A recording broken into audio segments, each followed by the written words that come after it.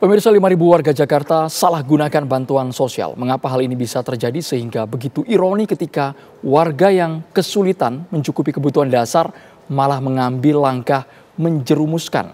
Sudah bergabung bersama saya mantan Kepala PPATK Bapak Yunus Husin. Pak Yunus Husin melihatnya para penerima bansos, Pak, angkanya tidak sedikit, tapi ada 5.000 warga Jakarta. Sumbernya dari PPATK terlibat judi online. Celahnya di mana ini, Pak? Celahnya gimana? Jadi saya tadi sempat bertanya, kok bisa ketahuan gitu penerima bansos main judi online. Jadi PPATK punya database para pemain judi online itu. Ada databasenya, masuk laporan, judulnya itu. Kemudian ada juga data dari penerima bantuan. Disandingkan, ternyata banyak yang sama tadi, sekitar 5.000 tadi itu. Ini cuma di satu kota, Pak, ya? Satu Belum di kota lain. ya, diberikanlah kepada tadi Wakil Gubernur bilang dia terima, Kementerian Sosial juga terima. Sudah tentu mereka surprise termasuk Wakil Gubernur. Jadi pelajaran yang kita ambil dari sini adalah ternyata pemerintah nggak punya database yang benar-benar valid untuk menyampaikan bantuan. Bahkan seringkali database antara satu kementerian dengan kementerian lain, satu dengan lain tidak sama.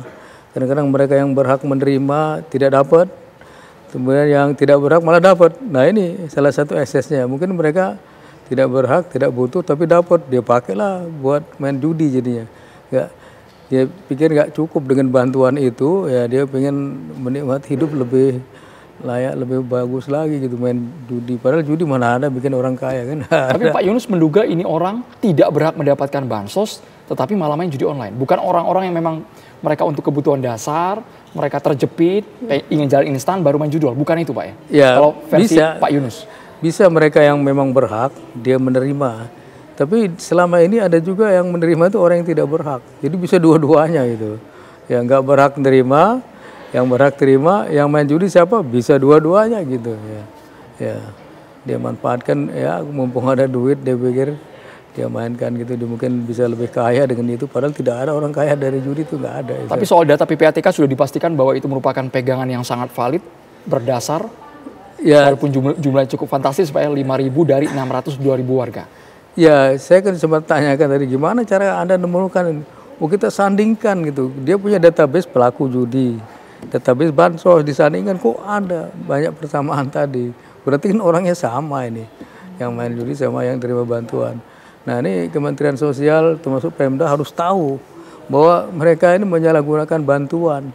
Mungkin sebagian dari mereka berhak, sebagian tidak berhak kalau menurut saya. Terutama yang tidak berhak harusnya dicabut lah. Ya. Mungkin tadi Pak Wakil Gubernur bilang yang berhak pun kalau main judi dicabut juga gitu. Karena menyalahgunakan bantuan sosial, salah sasaran. Oke, untuk skema kerjanya PPATK menelusuri bahwa ini akun, registrasi judol, tapi juga bansos itu gimana, Pak, mekanismenya? Ya, mekanismenya ada dua PPATK itu. Pertama dia yang namanya proaktif. Dia bisa memeriksa, ya, bisa meminta, terus dia analisis. Ya. PPATK bisa juga memeriksa ke lapangan. Dia punya kewenangan walaupun bukan dengan upaya paksa. Itu yang pertama, yang proaktif. Bisa juga dia menerima saja. Ini reaktif. Apa artinya? Ada laporan, dia terima, dia analisis. Bisa proaktif, bisa juga dari ini. Dan satu lagi yang reaktif ini termasuk banyaknya permintaan dari penyidik, ya. Nah, penyidik misalnya melakukan penyelidikan, wah Anda dikasih nih main judi, minta PPATK dikasih. Ini reaktif karena bukan inisiatif PPATK, inisiatif dari si penyidik, ya, atau dari bawah ada laporan.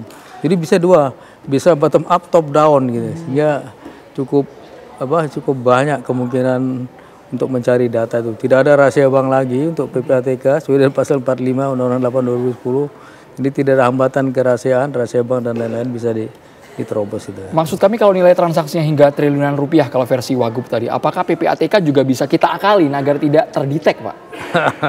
Selama itu lewat sistem perbankan ya, sangat-sangat sulit sekali. Karena sistem itu kan di samping oleh bank terdeteksi, bank ada kewajiban menyampaikan laporan transaksi tunai 500 ke atas, transaksi mencurigakan, ya, dengan kriteria tertentu, ya, itu harus dilaporkan. Jadi kalau lewat sistem justru akan terdeteksi, susah untuk nggak terdeteksi. Ya nggak terdeteksi kalau yang by hand, yang cash. Karena cash itu dalam bahasa cuci uang dia anonymous asset, tidak ada catatan, tidak ada nama, tidak ada paper trail. Kalau makanya orang Indonesia suka menyuap dengan uang tunai kan, karena tidak ada paper trail, tidak ada jejak, dia anonymous ya. Tapi kalau orang itu berjudi, menyuap lewat sistem itu ya pasti ketahuan, karena bisa ditelusuri, ada paper trailnya, ada jejaknya. Walaupun uangnya sudah diambil, jejaknya masih ada gitu. Tapi kalau tunai nggak ada jejak seperti itu, terputus. Kalau judi online meskipun dia aplikasinya mungkin berbau ala-ala fintech itu tetap bisa diselidiki Pak ya? Bisa, karena walaupun dia pakai katakanlah aplikasi yang berubah-ubah ya, karena pembayarannya tetap lewat sistem pembayaran di Indonesia ya, terutama lewat bank ya. Semuanya payment system lewat sana, bank ataupun money remittance ya, seperti Dana, OVO, bisa juga pakai GoPay. Malah kemarin terakhir ada kecenderungan dia pakai kris ya. Kris dibuka, kasih modal, buka di banyak tempat seolah-olah mereka pedagang. Dari sana mereka menerima setoran judi online. Jadi kalau lewat online masih mungkin. Tapi yang nggak bisa dideteksi itu kalau tunai sebenarnya. Karena tunai tadi anonymous ya.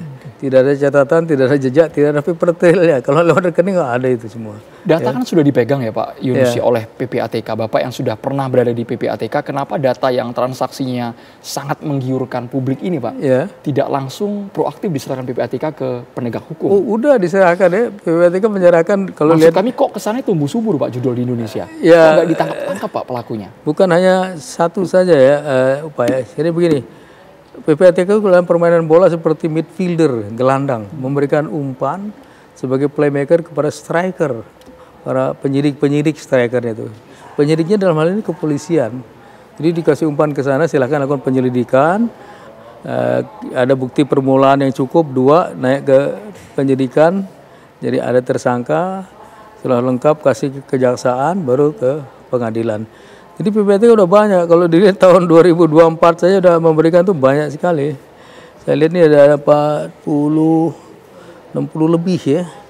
2025 juga banyak juga, ada kurang lebih segitu juga. Yang diberikan tuh 2, namanya hasil analisis. Itu kerja dari desktop analysis, nggak turun ke lapangan. Tapi ada namanya laporan pemeriksaan. Dari analisis di belakang meja ditambah dengan turun ke lapangan memeriksa, itu namanya laporan pemeriksaan.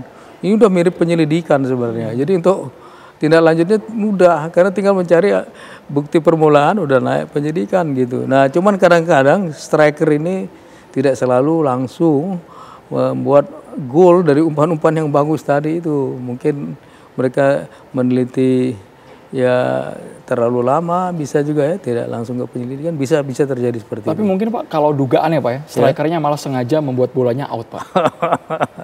Karena mungkin disuap, mungkin tidak. Untuk Indonesia mungkin sekali. Bisa strikernya capek masuk angin ataupun tidak berminat membuat gol karena ada manfaat lain, bisa-bisa saja. Jadi, terjadi, zaman saya terjadi juga ya. Modusnya apa?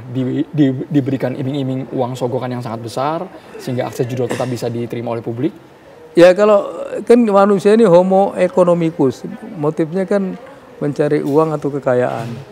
Itu sering jadi motif mereka untuk bertindak gitu. Jadi kalau ada menawarkan imbalan yang besar supaya tidak meneruskan ini ya bisa-bisa saja. Zaman saya juga pernah terjadi seperti itu, tapi bukan kasus judul ya, pernah terjadi.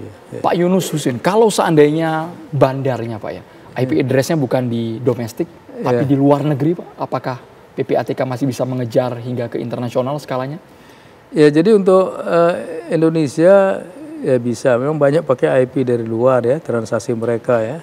Saya tanya juga yang jual-jual pulsa itu, ternyata setelah mereka lihat ada yang rekening diblokir oleh PPATK, IP-nya banyak luar, misalnya Kamboja misalnya. Dalam negeri bisa, di luar negeri sudah tentu perlu bekerja sama dengan penegak hukum ya. Kepolisian dalam hal ini, dia bisa minta ke sana mutual assistance request namanya. Bisa lewat Kementerian Hukum dan HAM sebagai central authority, bisa police to police ya. Mereka ada punya Interpol ya, atau Asianapol ya.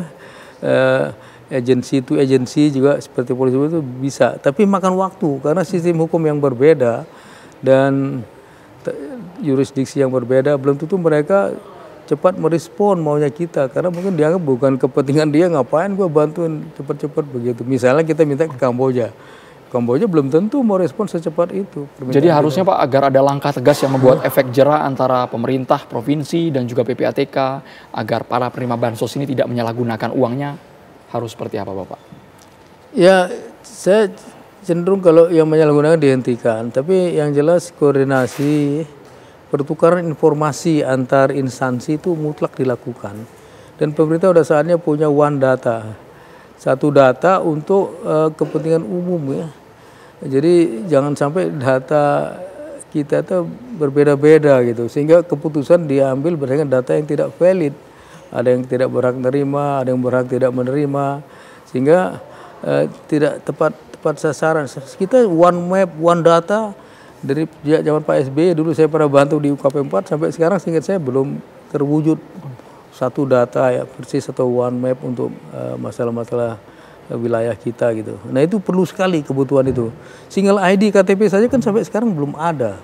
Ya, kalau itu ada saja satu agak lebih mudah mengurus bisnis, mengurus penegakan hukum, mengurus macam-macam. Karena orang dari lahir sampai meninggal punya satu nik saja, nggak bisa lebih. Yang terintegrasi satu sama lain. Terima kasih banyak mantan Kepala PPATK Yunus Husin sudah bergabung di Kabar Petang.